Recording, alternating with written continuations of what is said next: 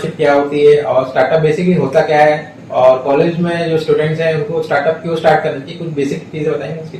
Okay, basically startups तो मैंने आपको बता ही दिया है कि प्रॉब्लम सॉल्विंग कैपेबिलिटी, कोई प्रॉब्लम समझना सोसाइटी की और फिर उसको समझ के उसका सॉल्यूशन प्रोवाइड करना, उसको स्केलेबल बनाना।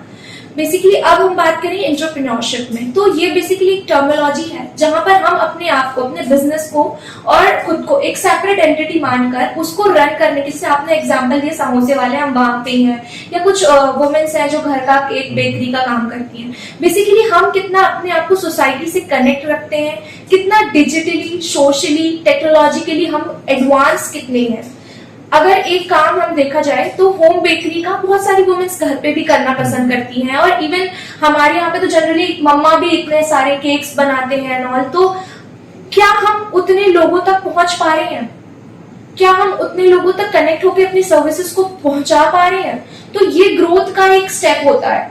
बेसिकली अगर बात की जाए तो अगर होम बेकरीज की बात करें तो अगर उन्होंने अपने बिजनेस को 100 लोगों तक पहुंच रहे हैं एक जबलपुर से, अगर जबलपुर से वो इंदौर तक पहुंच गए तो वो एक स्टेप आगे अपने बिजनेस को, बिकॉज वो 100 से 200 2000 तक पहुंचे हैं। सो बेसिकली ये आइडियोलॉजी होती है। कॉलेज गोइंग स्टूडेंट्स अगर अभी से स्टार्टअप आइडिया कोई भी, बिकॉज जो कॉलेज गोइंग स्टूडेंट्स होते हैं वो बिल्कुल फ्रेश माइंड होते हैं, लाइक वो मिट्टी की तरह जिसमें हम शेप दे रहे होते हैं। सो अगर उनने कोई प्रॉब्लम को समझा सोसाइटी की एंड देन उस पे वो काम करना स्टार्ट करेंगे, तो मुझे लगता है कि वो काफी हद तक अच्छी एनर्जी के साथ और उस स्केलेबिलिटी एक प्रोजेक्ट के साथ वो अपने फ्यूचर को सिक्योर कर सकते हैं।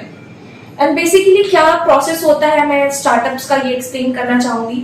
सपोज आप कॉलेज गोइंग स्टूडेंट हैं एंड आपके पास कोई स्टार्टअप आइडिया है, लाइक कुछ भी प्रोजेक्ट डिजाइनिंग से हो गया, आप डिफरेंट इंजीनियरिंग प्रोडक्ट्स बनाते हैं जब आप अपनी कॉलेज लाइफ में रहते हैं, कुछ प्रोजेक्ट्स आपको मिलते हैं, तो वो प्रोजेक्ट आइडियाज को भी आप रजिस्टर्ड कर सकते हैं। इफ आपको लगता है इन फ्यूचर कि आपको कनेक्टिविटी बना के रखना है, ये आपका फ्यूचर है। सो बेसिकली मैं Jabalpur smart city incubation centre में हूँ जब से, तो मोर देन हमारे पास 40+ स्टूडेंट्स हैं, कॉलेज गोइंग स्टूडेंट्स हैं जो एट प्रेजेंट काम कर रहे हैं और अपने प्रोजेक्ट से अच्छी खासी रेवेन्यू जनरेट कर रहे हैं। सो बेसिकली उनका प्रोसेस ये था कि या तो आप स्टार्टअप आइडिया आपने जनरेट किया, आपने अपने स्टार्टअप पे काम करना शुरू किया, आपने टीम बिल्डिंग की, डिफरेंट वेबसाइट्स होती हैं, एप्स क्रिएशन होता है, जो भी आप फैसिलिटीज प्रोवाइड कर रहे हैं, जो भी आपका स्टार्टअप है एग्जैक्टली आप उसकी मार्केटिंग स्टार्ट करेंगे।